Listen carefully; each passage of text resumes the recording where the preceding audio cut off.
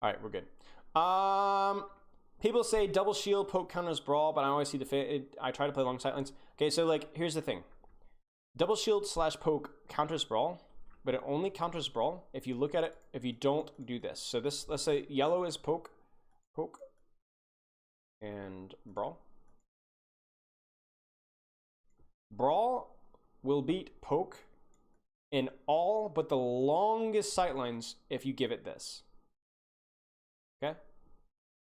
If you're only going directly at it, then Reinhardt Shield, Diva Matrix, Bubbles, everything is one-dimensional, and you'll win. Speed Boost will close the distance in like record time, and then you get run over. The only exception to that is if obviously like Brawl is a long way away, and they've got a long distance to cover with no cover, by the way, because you can always take damage cover, and go on for that.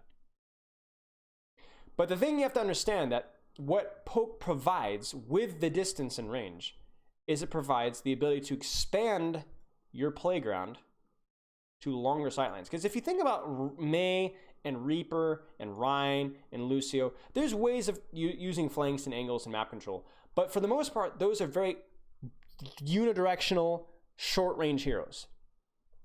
So Brawl can't really take angles. You see what I'm saying? But you can. You can. Brawl can't push a bunch of things at the same time. It can push a couple different things, but it can't push a bunch of different things. So what you do is you start migrating your yellow arrows out here. You see what I'm saying?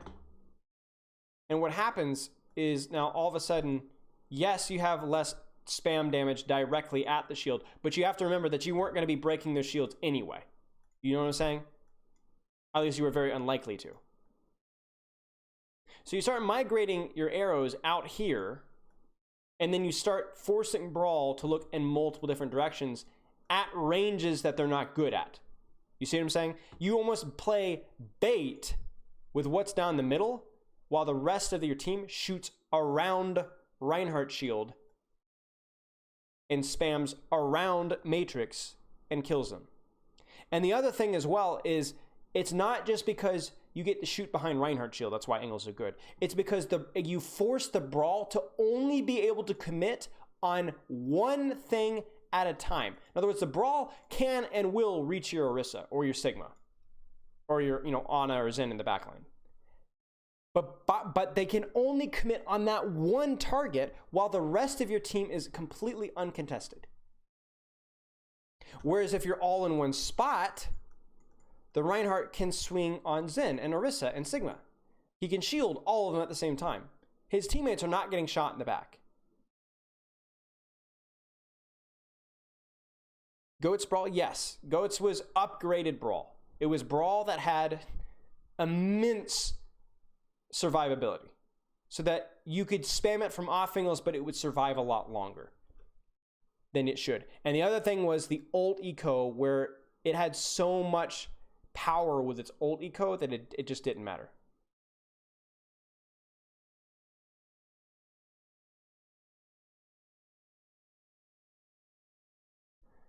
The way I'm describing spam beating Brawl is by opening up angles, forcing the Brawl to pick and choose, and even if they choose the core where there's Orisa Bap, they're forgetting Hanzo Mercy over here, and Echo over here, and Tracer over here. Brawl should never be able to reach more than half of your team at the same time, essentially. Like what Brawl ends up having to do usually is rush core, and they'll send a Diva to go deal with an off angle or a Reaper TP to try, but that's how Brawl deals with the spam. But it's rough. It's rough. So if you're talking about long sightlines, but you're not talking about angles, that's how Double Shield beats it. Like if you think about what actually ended up beating Goats towards the end with good teams were things like Pharmacy, who could literally go off by themselves and shoot the enemy team in the back. Not even just a soft angle, like hard flank. That's the only thing that could beat Goats. A high damage hero that could literally solo flank. And that with a Sombra on another angle. And then, another spam, like a Ball on another angle. Like very, very diverse map spread out heroes. Ball, Pharah, Sombra, right? Sombra was also good because of the old eco change, yeah. Okay. Any tips for networking in the community from the POV as a content creator? Ask. Like, it's the same thing as trying out for coaches or trying out as a player anywhere. Just ask. Message them what you're doing and what you'd like to do for them. I generally find more success collabing with people. At least back in the day with when I said, all right, I would love you to do this. Don't be like, hey, do you want to collab? Be like, hey, do you want to collab with me on a video about this? You know? Can't hurt to ask. You know? And just practice makes perfect in terms of how you communicate that. Okay. When am I going to answer these questions? Never. Haha. Again, Chad, if you're in here, I answer these literally all the time. We upload them on YouTube, so check it out. When on something like a flanker or a sniper, things timing makes sense. Just peak engage and timing. How do you get good timing, for instance, on Winston? First, it feels like I call for an engage and have to rely on my team having good timing. Suppose me. Communicate well. So number one is communicate well. If you're in comms, if your teammates are not in comms, then obviously it's fine. I can't spell. I can spell, but I can't write. Rather, communicate. Yeah, whatever. And the second one is vision. In other words, you want a good jump with Winston is when your tracer is on a flank. A good flank with Winston is right when your Widow is grappled up. A good flank with Winston is when your Zenyatta has good LOS on you. So a lot of things that, like, you as a DPS, you should be paying attention to your tanks, right? Because that tells you when is a good time to go more aggressive. But the opposite is true as well. As a tank, you need to be paying attention to your DPS. I can go aggressive because I see my Symmetra on a flank, or I see my Sombra on a flank, or my McCree is with me, right? A lot of problems with a lot of tanks is they think that they're the boss and that I can dictate however I want to play, and they just don't pay attention to what's going around them. Like, if your Ashe Mercy is in their backline, you need to go. You need to engage. I don't care if you want to or not. You need to go. If your Ashe is not quite set up, or the Tracer's not quite set up, or your Sombra just translocated back to your team, now is not the time to go. Now is not the time to go. So you need to pay, there needs to be a symbiotic relationship where you pay attention to it. And all it takes is one person. So if your DPS aren't communicating and aren't paying attention to you, fine, pay attention to them. You be the good guy. Let them be the moron. Which is, because the thing is you might be irritated that they're just being idiots and they're getting away with it because you're helping them out. But ultimately, next game, they're going to play with a tank that's not going to pay attention, and they're going to get stuck, and they're going to lose, and they're going to gripe and grime. Whereas you can control every single game because you always are paying attention to what your tanks are doing, or DPS are doing. Does that make sense? Okay. How's my play changes Widow versus a Hanzo?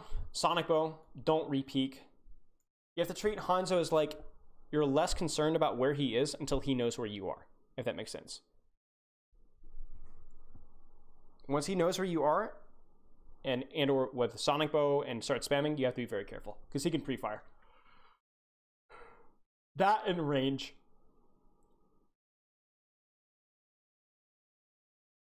It's not the hit scan that's the advantage. The hit scan is an advantage when you're playing range. The difference between Hanzo and Widow is the hit scan, but it's more like the fact that you can abuse your range more. That being said, Hanzo is a pretty strong hero right now, so don't sweat it if you feel at a slight disadvantage, because in some circumstances you are. I would not say that Hanzo has an advantage over, or Widow has an advantage over Hanzo in a lot of circumstances. Hey, Moneyfolder, good to see you, mate. Hope you're doing well. Almighty Spilo. You guys remember Moneyfolder, the original trash can? The OG back in shoot, was Junkertown 3rd, I think. You were playing Zen, I feel like. Anyway, Almighty Spilo. Wait, wasn't there a major midget question in here? Oh, yeah, I messed up. Okay. Almighty Spilo. When trying to build up knowledge as a team coach about a hero, do you never play? How do you approach it? I found what VOD reviews there were on YouTube. I would talk with, I would watch some pro players. So I don't really advocate people to watch streams. Excuse me, let me put it this way. I don't advocate people to watch pro player streams for hours and hours on end. Especially not just the generic GM players. If you're gonna find an actual pro player, that's a little different, because it's return on investment. But I do recommend watching a little bit, get a little bit of a feel for it, see how they play this map. ML7, watch him play a couple games, take some notes on how he uses his cooldowns, how he positions himself, and then go do something with it, right? That's certainly helpful. And then I think as I got better and better, as I got better and better and better, I got better at reading how a hero could be used just based off experience. So like, try and think about like understanding the game fundamentals of like map control, about like timing, about like old economy, about positioning, and a lot of those are just applied to every hero every time. And a lot of the ranks, even up to the higher ranks, a lot of the errors aren't to do with like specific cooldown usage or how the hero is supposed to be played, but just I don't think this positioning makes sense, right? Like I don't think this, like the Bob, for example, the Bob error with the Ashe that we just saw. Like I don't need to know how to play Ashe to tell you that Bob was poor, right? You know what I'm saying? So VOD reviews are a good start. Then watch some pro players play it, and then think about the hero critically. And honestly, the best thing that you could do is look at a couple of replays of it. Just like practice VOD review, you know, and you get a good idea. As requested, how do you think about the attention that you give while playing Zenyatta to the enemy team? You know, being like the amount of attention you give to a Tracer and Genji and to Reinhardt and to a ball. So basically you're asking like, how much attention should I give a flanking Tracer? How much attention should I give an enemy Reinhardt? So what you want to always give attention to, Wake of Exodus is not falling, thank you. What you want to give attention to is who's actually doing crap. But this question is extremely complex. So in other words, if the enemy Reinhardt is like in your backline, that's who you discord. If the enemy Genji is setting up a flank, that's who you discord. If the enemy Widow just grappled the high ground, that's who you discord, right? You kind of remember how when we just looked over this Ashe VOD review where our target priority went from Ana standing out in the open to tanks playing too aggressively to, oh, Pharah's now positioned too aggressively. Okay, Pharah's dead, so now back to tanks. You kind of have to, it's like target priority. And a lot of your target priority in terms of attention, right? That's target priority, like who you're looking at, depends on how aggressive the enemy team is at a specific role. If the enemy, like I say, always escort enemy Tracer, prevent her from getting to you. But if she's in her own backline, you don't care what she's doing. It's when she starts to flank, that's when you care. If the enemy McCree is high nooning, normally you wouldn't discord an enemy McCree if he's standing behind Ryan Shield. But if he's high nooning and you can get a discord on him, probably discord him. So you just take the time to like look at the battlefield and go, okay, the Genji's blading, I have to discord that. There's a Sombra behind me, I gotta discord that, right? And I know we're not talking strictly about discord, but attention obviously generally leads to discord, and that's your priority here.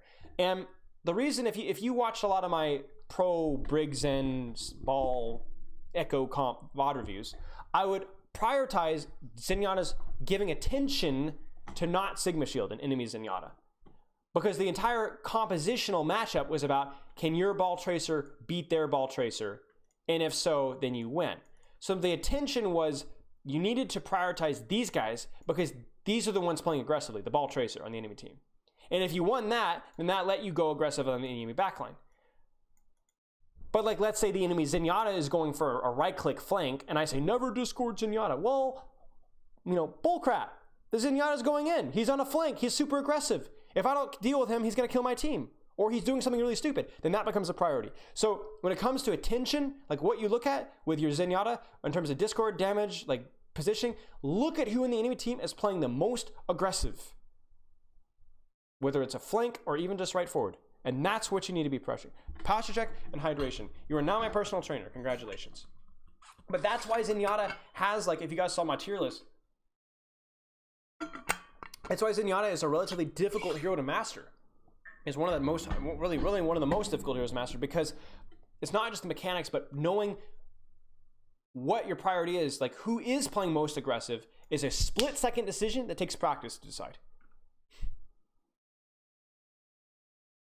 Ball slamming, discord ball, you know? But that's all. But I think I've talked about that enough. When you're coaching the Plat team on King's Row and the Sigma didn't put his shield down on the second point, the entire team point, how'd you manage to just not go off at him? Like, it seems completely brainless and not even coaching this point and say, put your shield down. How'd you not tilt after coaching him in GM plays? Well, first off, this is a flawed question. Like, when I'm going in, you have to understand, like, how people learn the most.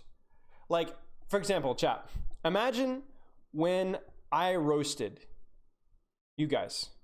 But I said, you guys are honestly just terrible and not worth my time, and this is just bad gameplay, and the entire VOD review was just me flaming you, no jokes, memes, not me doing funny things, just me literally irritated at you. over and over and over again. Like I get like that sometimes, but even that's just kind of half joking, right? But if I like sat here and literally just yelled at you guys the entire time, would you guys stick around? If I was literally angry and just was griping the whole time, no humor, nothing, would you guys sit around for that? Would you like that? Would you have fun with that? Would you watch stream? A lot of you probably would say no. If it made you better, maybe. Maybe.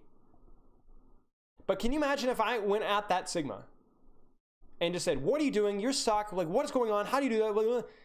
Like, she would get her feelings hurt. I would get my feelings hurt if I was that. And she wouldn't really be in a position to learn. And obviously, different people. I've always been a tough love coach, even not on stream, but like real coaching, like when I'm team coaching, right? And I'm tough, but we have a good time. But there's a limit.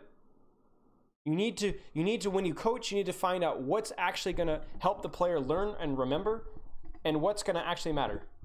For me, in that instance, I wasn't really focused on the Sigma to begin with. But even if I was, would I sit there and yell at the Sigma for a mistake that she clearly knew that she made? No, at that point, it's better to laugh at it and go, man, are you joking me? Come on, man, do better than that. You're way better than that. Let's go, right? That's gonna be the humor of that situation is gonna make that situation stick in her head more than the being humiliated. You know what I'm saying? People don't enjoy that, and obviously enjoyment doesn't always equal success, but there has to be a certain level of I'm trying to think how to put it. There has to be a certain level of trust and respect, and you can't alienate somebody. Like if I was coaching somebody in here and I was flaming them and they got their feelings hurt, everything I say after they get their feelings hurt is like operating at like 50% value because they've turned off. They're not thinking about what I'm saying. They're thinking about how they're embarrassed they are and how they should have done that. And man, I don't know if I shouldn't have gotten a review. And this is like that they're no longer listening. Right? They might not even be angry. They just might be hurt and they're not listening anymore. So if you're going to yell at somebody, challenge them, amuse them, push them, but don't humiliate them. So how did I just manage not just go off? Because I just didn't care. I was just there to have a good time and to help them out, to educate them. If you actually unironically get angry at errors, then that needs work. That is not how a coach operates. I mean, I could speak from team sport experience and team coaching experience in Overwatch, where I definitely got irritated and frustrated. But when I got irritated or frustrated, 99% of the time, it was a lack of effort, a lack of focus, or laziness. In errors like that, it happens, If a coach is going to chew into it, better be from lack of effort. And even then, you can only really do that when you build up trust. I flamed sheer cold towards the end. Like I was almost like I was a tyrant sometimes with pushing people, especially the last couple of weeks. A lot of yelling, a lot of slamming. But I had built up a level of trust and respect, and it was always pushed towards effort and focus. You guys owe this to yourselves. You guys deserve better than a 4th place finish again. Let's go. This is it. Finish on a good note. Don't be like this, right? Never, ever, ever hurting people's feelings and targeting them individually for goofy errors, unless it was just for fun. Can you come cover me on Saturday sale? No. This is it. Give your best effort. And even when I did yell, it was not because I'm angry, you're letting me down. It's I'm angry because you're letting yourself down. You deserve better. That's the whole goal. Thanks. Shut up. It's like flaming your teammates in ladder. They don't know you, they don't trust you, they don't respect you, so your flaming is worthless. It does nothing.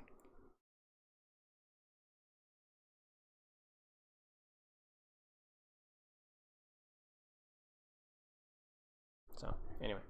I kind of, there's no real easy way to direct that, but it's concerning that you're surprised that I didn't get angry. Especially on stream. Like, I don't know if this is like half joking or what, but like I expect they're plat, you know? They're like that's gonna happen. They're gonna make mistakes. I don't know. I've been doing this for years too. I mean, like I've literally coached. I mean, let me check my, what does my description say?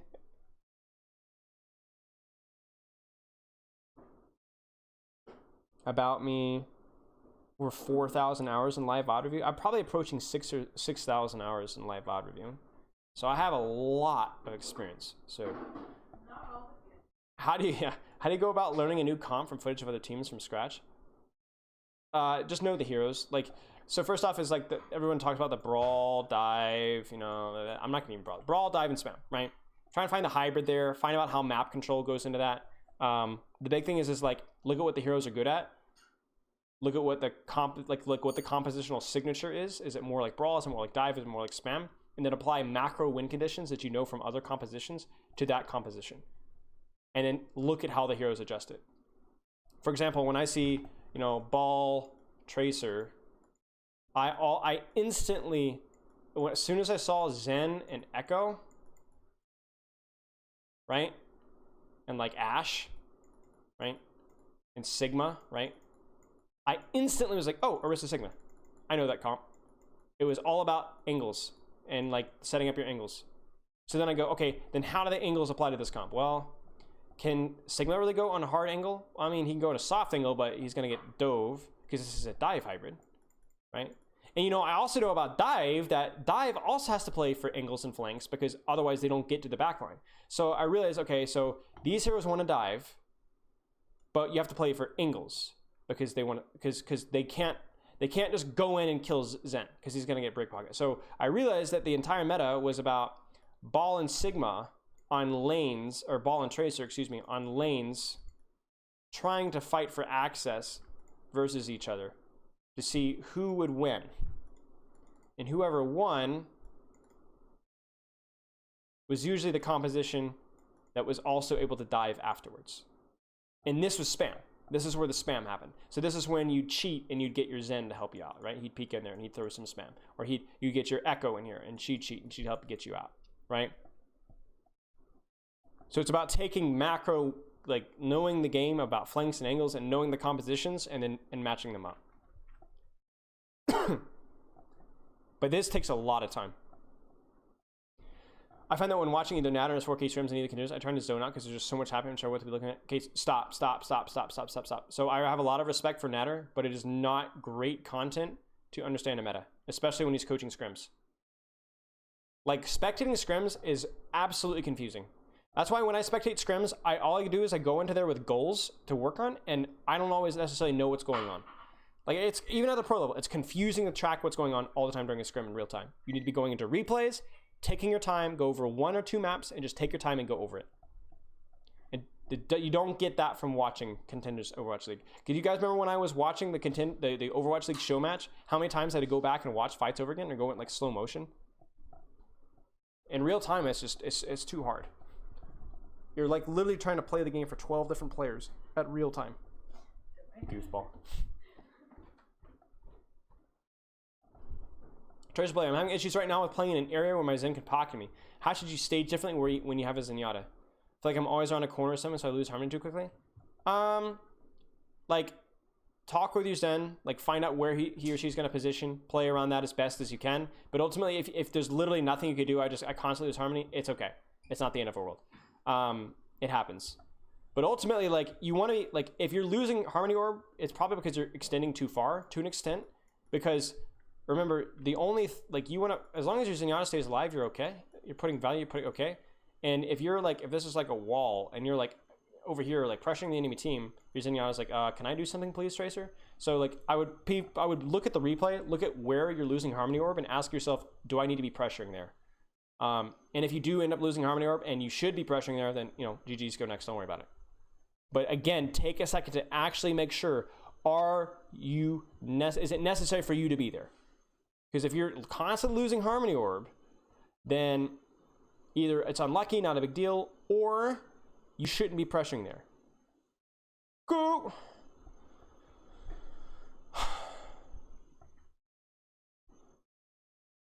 You look so happy. Okay, my coach likes when my team plays a spam dive comp. Diva, Ball, Tracer, Krier, Echo, then Brigands in. That's a good comp for right now. And this comp, is this comp viable? It's good. Yeah, it's good. You have the hardest role on the team, though. I hope you realize that. Well, arguably the hardest role.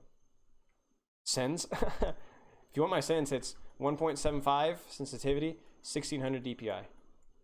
1600. So I think it's like 2800. Whoops. eDPI. I don't. So it's pretty low. But yeah, this comp is good. The Diva has a really hard time though because this composition was run with Sigma because he was good at angle control, but more importantly because he just didn't take damage. Like he didn't bleed ult charge because you don't have a lot of healing. So if you're playing Diva in this comp, you have to play super disciplined with cover and when you actually need to be doing something. He's very hard to play with. Diva in this comp is the reason why I believe this comp is not going to last. I think a team is going to find a more efficient way of playing a meta composition. In other words, maybe they play it with Monkey, Ana, or the double bubble that we've been seeing, or maybe teams go, hey, you can actually play Ball Hog here and find a way to make it work, right? Like I don't think that's going to be it, but like Briggs in with Diva feels really uncomfortable to me, especially with this kind of meta. So I feel like this comp is good. It is good, but I feel like there's going to be a better comp that people figure out. Would Zarya work as well? Yes. But Zarya is the difference between Diva and Zarya is Diva is much better in more open, long sightline maps where she can just hide and then fly around on high ground and stuff. And Zarya is good in clumped maps. So this comp on like King's Row or like on Lijiang Control Center, any map where there's slightly shorter sightlines, Zarya would do well because she demands a lot less healing. But the reason why you wouldn't play Zarya on every map is because some maps, Zarya just literally, she can't do anything. It's too far away. Like Diva doesn't have great range, but she has mobility. Zarya has nothing. But Zarya would work better than most. Yes. She just struggles to do anything. That's all. On maps that are too far open. Does that make sense?